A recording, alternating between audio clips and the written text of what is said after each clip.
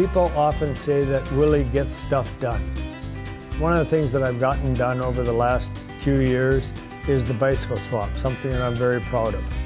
The day of the event can either be rain, snow, sunshine, and utter chaos. Typical Duluth weather, but Duluthians are hardy, they'll dress for it and they'll be ready for it. But it's a Duluth day, it's going to be rain coming sideways. On Earth Day in April of '07, we hosted the first of 14 Continental Ski and Bike swaps. The specific purpose the first time around was to repurpose as many bicycles as we possibly could.